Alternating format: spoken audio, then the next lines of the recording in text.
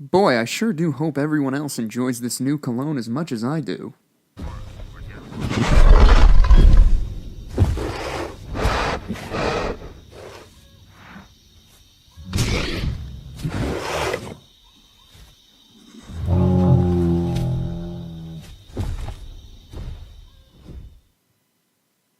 Huh.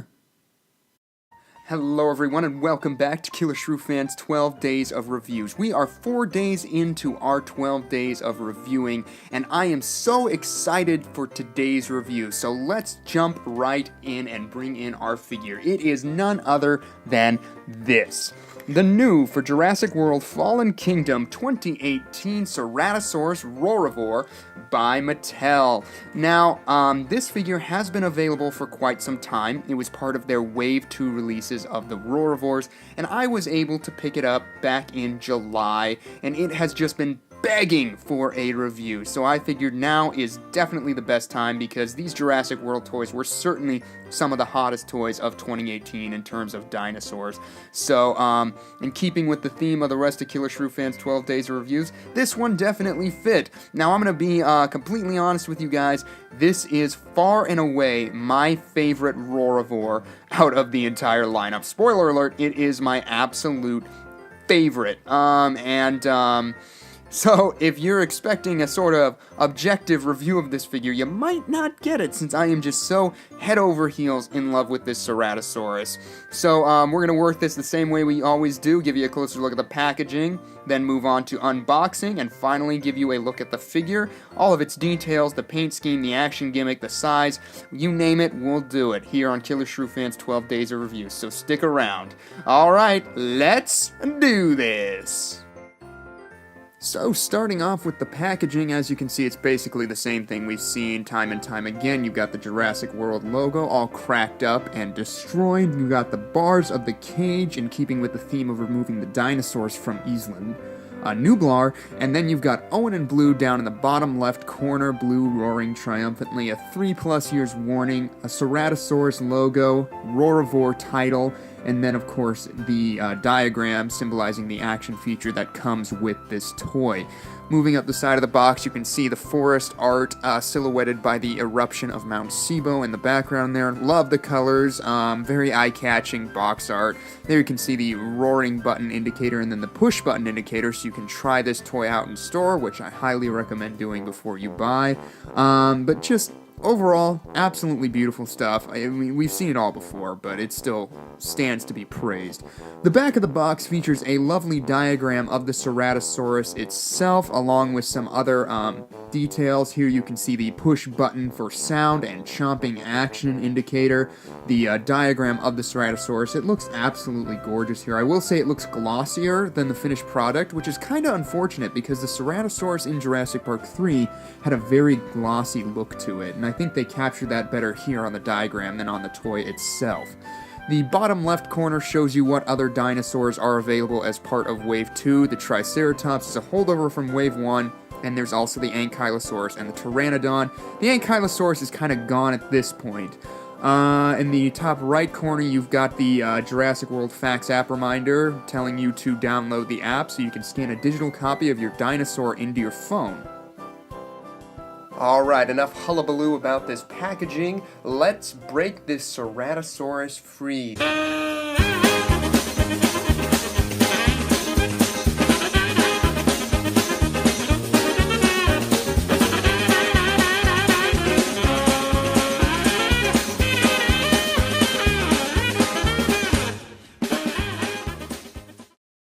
And here we can see our Ceratosaurus, but he is missing something, making it a little difficult for him to stand.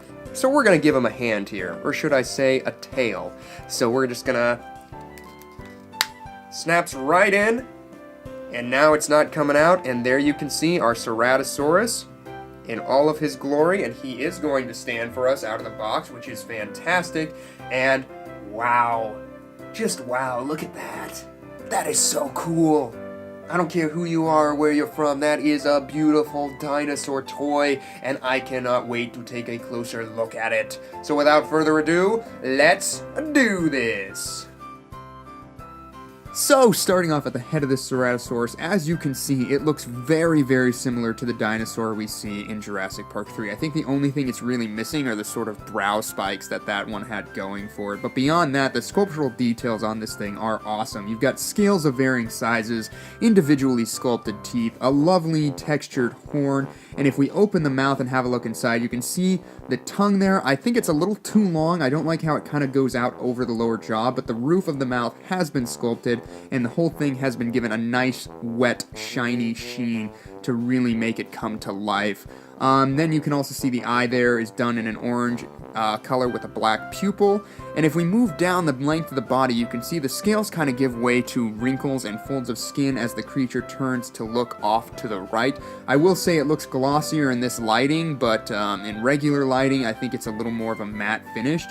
But once you hit the midsection, you've got all sorts of lovely details, including a rib cage, lovely dorsal spines going on, lovely folds of skin around the thigh region, and some lovely veins and tendons moving all the way down the length of the tail, separating the upper region from the lower body, which I think is really, really cool to look at. And as you can see, all of the sculptural details, along with the paint job, continue down to the tip of the tail, which I think is awesome.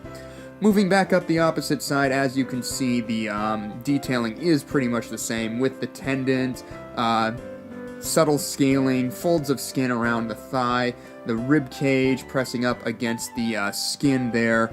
The dorsal spines continue all the way up from the tip of the tail back to the back of the head. There you can see some scaling going on the midsection, and then you can see more of those lovely wrinkles and folds of skin in the neck region. And then we come back up to the beautiful Ceratosaurus head. Taking a look at the arms on this creature, as you can see, it has 4 fingers, none of which are painted, unfortunately, but the musculature is definitely there and looks fantastic. The feet on this model do not feature any sort of plate scaling on the back of the toes, which is unfortunate, but there's some lovely bunching up and folding of the skin where the toes are bent. Unfortunately, the toe claws are not painted on this model, which they usually are on Mattel, and I don't know why they chose to skip that on this model. But the musculature in the legs is absolutely gorgeous. I mean, look at that calf, look at that thigh, look how powerful those look. The anatomy in these figures is so well defined, and I think that is just so incredibly cool to see them paying so much attention to how this creature's anatomy would flex and bulge as it holds itself in a fairly neutral position, mind you. Moving along the underbelly, as you can see, this area is a little less detailed. Unfortunately, mine does have a paint blemish under the tail, but hey, I never look down there anyway, so what's it matter? And then you can see there's a bit of a disparity between the tail color and the color of the rest of the body there. You can definitely see that on the underbelly. The back right foot features the Jurassic World emblem, and the left foot features the QR code. Ooh, come on, I can never get this on the first try. So that way you can scan that into your phone and unlock, come on, the Ceratosaurus, learn all sorts of facts about the dinosaur itself, which I think is a cool little extra feature that comes with these toys. So if you want it, go after it. Here you can see the speaker here on this creature. Unfortunately, again, we've kind of got that rotted flesh look. Ooh, kind of like leprosy. Kind of makes me uncomfortable. But then on the under the neck, you can see some lovely folds of skin and bags and wrinkles. Unfortunately, the red from the lower jaw does not carry on to the neck. Speaking of the paint job, it is pretty much the spitting image of the Jurassic Park 3 Ceratosaurus. I think it's a little oversaturated in comparison. I think the red is a little oversaturated. The body's fine, but the red, I think it was kind of a paler red in the film, but hey, that's a minor complaint. The fact that Mattel got it this dang close is so awesome, and it's one of the reasons that I just absolutely love this Ceratosaurus. But like I said, the paint job continues almost down to the tip of the tail. The red transitions so nicely into that cream underbelly. It's just so gorgeous to look at. There's never a moment where it's like a harsh transition, and that is so awesome. In terms of its pose, it's a fairly neutral position, looking forward and craning slightly to the right, arms held in a bent angle, knees slightly flexed, and then you can, of course, articulate the legs forward and backwards. They kind of have their pop-in positions, as you can see, but they can rotate pretty far around, but they do have that locking point and you can kind of adjust the stance with those, but it'll remain fairly neutral throughout. The arms, of course, rotate outwards and inwards and down and around in any which way. They're on a ball socket joint just like our shoulders, so they can go pretty much any direction you want. And then the legs do rotate out as well. So yeah, the posability on this Ceratosaurus is pretty standard, and I promise it stands very well on the shelf. It's just my review space is always a little tricky for some of our dinosaur models. But yes, absolutely love the posing options on this thing. Now, of course, for the action gimmick on this Ceratosaurus. Like all of the Roarivores, this Ceratosaurus has a push-button action feature located about halfway down the back, just over the hips, and what that does is pushing that triggers a open roaring mouth feature, and also a sound effect to go along with that. So let's test it out here.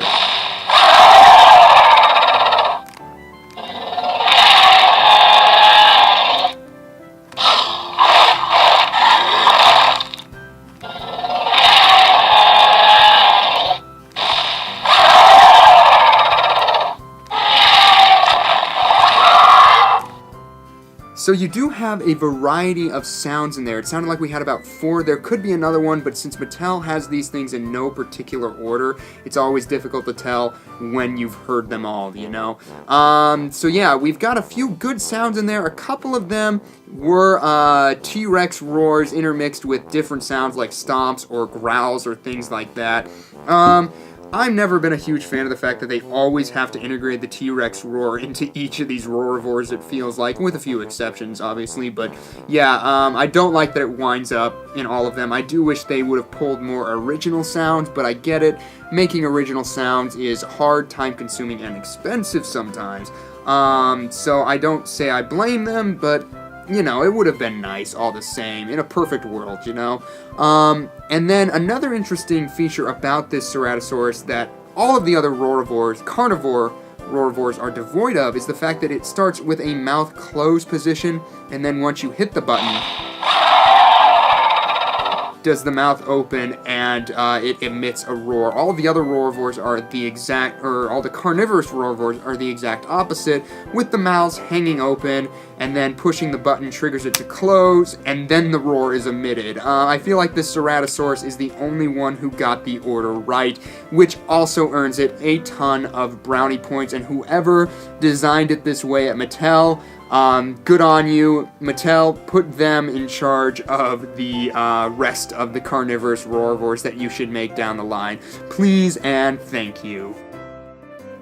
Now, in terms of the measurement, we're going to go ahead and bring in our trusty dusty tape ruler and give you its overall dimensions. So from the tip of the tail all the way to the front of the snout, you're looking at right around 12 inches, which is about 30.5 centimeters, maybe 12.25 inches, which is about 31 centimeters, somewhere in that region.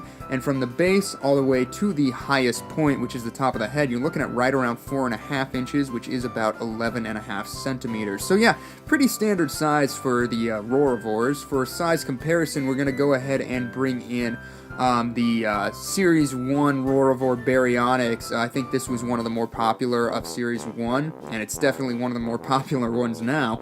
But hopefully this will give you an idea of the size you can expect on this Ceratosaurus. Next up, we're going to go ahead and bring in a Series 2 buddy of the Ceratosaurus. I am talking, of course, of the Ankylosaurus from Series 2. There you can see these guys next to each other, and I think this is a good comparison because it's good to see the quadruped next to the biped. And since they're both Series 2, I think that's kind of fun to see how they compare to each other. And I think the Ceratosaurus absolutely smashes this Ankylosaurus in terms of overall just appeal. Here you can see Chris Pratt next to the Ceratosaurus. I think these guys size up perfectly. When you look at the Jurassic Park 3 scene, I think this is a perfect size up. Mattel couldn't have hit that better.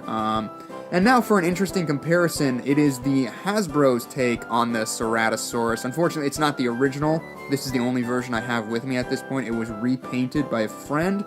And as you all know, the Ceratosaurus from Hasbro was one of their better offerings, but it still wasn't that great. I mean, this repaint does it so much more justice than the original paint scheme, obviously, but the sculptural, in terms of its sculptural elements, it wasn't that far off the mark. But even so, the Mattel version absolutely trashes the Hasbro version. Like, there's no contest between them. This Mattel version is gorgeous.